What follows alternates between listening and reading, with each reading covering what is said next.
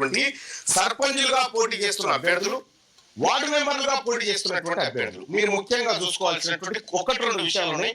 Opinion ఒకటి రెండు విషయాలు ఉన్నాయి, మీకు అవి క్లియర్ గా చెప్తా. ఈ జాగ్రత్తలు పాటిస్తే మిమ్మల్ని ఆ ఓటింగ్ లో ఎవరు మోసం చేయలేరు.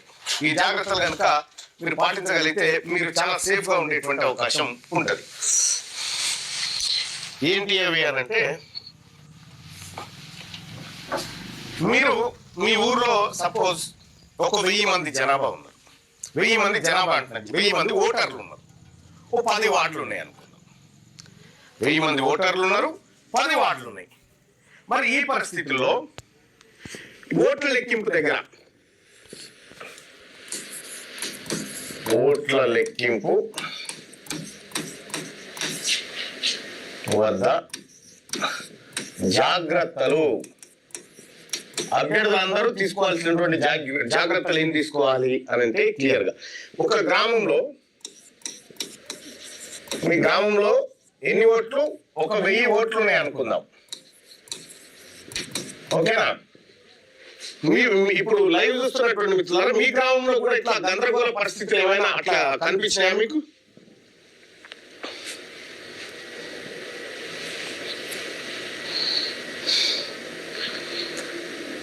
ఊర్లలో నేను చాలా చూస్తా ఉన్నా. 1000 ఓట్లు ఉన్నాయి కదా, 1000 ఓట్లు ఉన్నప్పుడు ఎన్నికల సిబ్బంది ఎన్ని బ్యాలెట్ పేపర్లు తెస్తారు? ఆడికి ఎన్ని బ్యాలెట్ పేపర్లు తెస్తారంటే ఈ 1000 తెస్తారు, ప్లస్ అదనంగా ఇంకొక కొన్ని ఏది బ్యాలెట్ పేపర్ చినిగిపోతేనో దానికో రిప్లేస్ చేయడానికి ఇంకొక 50 తెస్తారు అనుకుందాం సపరేట్. అంటే మొత్తం బ్యాలెట్ పేపర్లు ఎన్ని ఉన్నాయి ఇక్కడ? 1050 బ్యాలెట్ పేపర్లు ఉన్నాయి. 1050 బ్యాలెట్ పేపర్లు ఉన్నట్టు. కానీ ఆ ఊర్లో 1000కి 1000 మంది ఓటేయలే, కేవలం 900 మంది ఓటింగ్ లో పాల్గొన్నారు.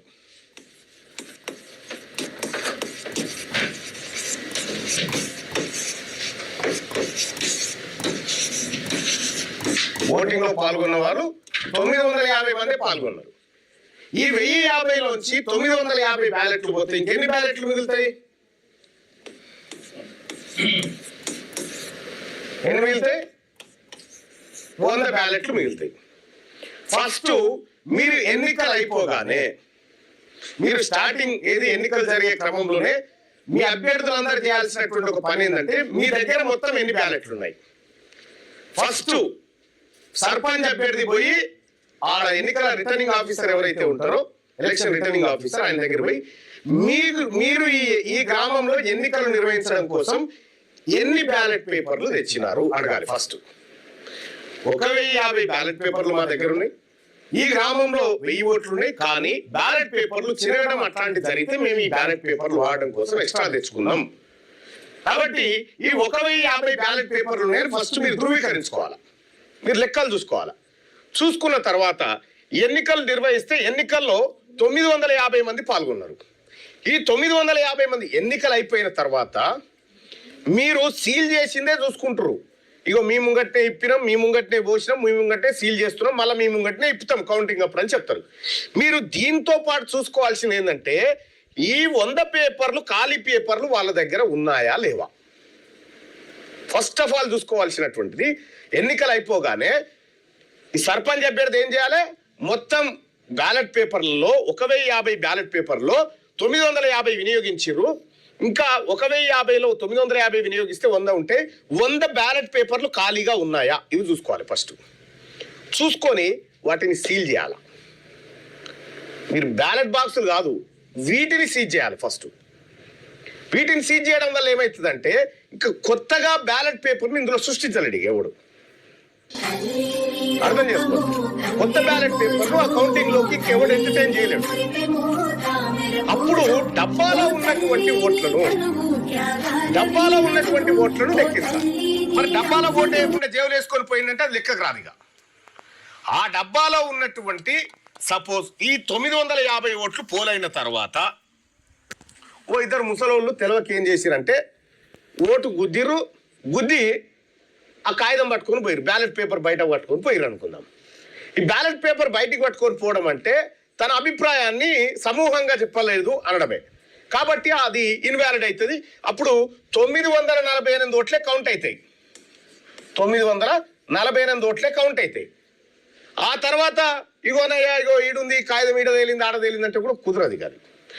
ఇప్పుడు ఈ 948 ఓట్లు ప్లస్ ఇద్దరేమో బ్యాలెట్ పేపర్లు ఎత్తుకపోయినది మొత్తం కలిపితే 950, మిగిలినవి 100, మొత్తం బ్యాలెట్ పేపర్లు 1050. ఈ లెక్క కరెక్ట్గా ఉంటే, ఈ లెక్క పర్ఫెక్ట్గా ఉంటే మీకు అక్కడ కౌంటింగ్ దగ్గర ఏమీ తేడా రాదు. మీరు కౌంటింగ్ దగ్గర కూడా ఒక కట్ట ఇటు బారేసి ఒక కట్ట అటు బారేసి ఈడు గెలుస్తున్నా అన్నప్పుడు ఎమ్మెల్యే ఫోన్ చేసి అధికారికి ఫోన్ చేసి ఇట్లా చేసి అట్లా చేసి కార్యక్రమాలు ఉంటాయి సహజంగా. కానీ చాలా జాగ్రత్తగా ఒక్కొక్క ఓటు రెండోసారి లెక్క పెట్టమంటే ఏమంటారంటే టైం లేదండి అని చెప్తారు అన్నట్టు. టైం లేదు అదంతా అయిపోయిందండి అని చెప్తారు. కానీ ఫస్ట్ బ్యాలెట్ తెరిచినప్పుడే చాలా క్షుణ్ణంగా చూసుకోండి. చూసుకొని ఆ చూసుకున్న దాన్ని ఎటువైపు వేస్తున్నారో చూసుకోండి. తర్వాత 25 ఎంతో బండిల్స్ కడతారు కదా, 25 బండిల్స్ కట్టేటప్పుడు మీ పేపర్లని కట్టి మీ వైపే పెడుతున్నారా లేదా జాగ్రత్తగా చూసుకోండి. ఎట్లాగో మీకు ఏజెంట్ ఉంటాడు, వార్డు సభ్యులు సేమ్ వార్డు సభ్యులు కూడా ఇలాగే చూసుకోవాలి. ఇట్లా చూసుకుంటే అప్పుడు ఈ గందరగోళానికి ఉండదు. చాలా మంది ఏమవుతుందంటే అధికారులు ఏం చేస్తూ ఉంటారంటే కొద్దిగా జాతి ప్రేమనో వాళ్ళ అగ్రవర్ణ ప్రేమనో ఉన్న వాళ్ళు ఏం చేస్తారంటే ఇది జరిపి అదాటి జరిపి ఇంకో 4 ఓట్లు దొరికినాయి అని చెప్పి తెస్తారు. ఆ 4 ఓట్లు ఎక్కడి 100లకేం గుద్దుకొని వస్తారు అన్నట్టు. ఆ ప్రమాదాలు ఉన్నాయి. సీల్ చేయబడ్డ బ్యాలెట్ బాక్స్లో లెక్క మాత్రమే కౌంటు, ఇక మిగతాది కౌంటు కాదు. మోరీలలో తేలిని ఆడదేలిని అంటే వాళ్ళు జీవనం పెట్టుకుపోయి ఆడబారేయచ్చు అని కెరక. కాబట్టి సర్పంచ్ అభ్యర్థులారా వార్డు మెంబర్ అభ్యర్థులారా ఈ జాగ్రత్తలు తీసుకోండి. సహజంగానే అధికార పార్టీకి సంబంధించిన ఎమ్మెల్యేలు మంత్రులు అధికారులకు ఫోన్ చేసి నువ్వేం చేస్తావు నాకు తెలియదు, ఆ 3 ఓట్లతో ఆడు కాదు మనోడు గెలవాలని చెప్తాడు. సో అటువంటి కాడ చాలా జాగ్రత్తగా మీరు ఉన్నట్టయితే ఆ రిటర్నింగ్ అధికారి కూడా ఏం చేయలేడు, ఏ ప్రెషర్ కూడా. ఇక రెండోది, ఒక 2-3 ఎమ్మెల్యేలది బయటలు కూడా నేను చూసిన. మేము ఇప్పుడు కాంగ్రెస్ పార్టీలో ఎమ్మెల్యేను నేను, మీరు ఎటు ఓటేస్తారో నాకైతే తెలుస్తుంది. ఎట్లా తెలుస్తుంది? ఇంత అజ్ఞానమైన ఎమ్మెల్యేలు ఎక్కడన్నా ఉంటారా? పరదసాటుకు పోయేసేది బ్రహ్మదేవునికి కూడా తెలియదు, ఎమ్మెల్యేకి ఎట్లా తెలుస్తుంది? తెలియదు.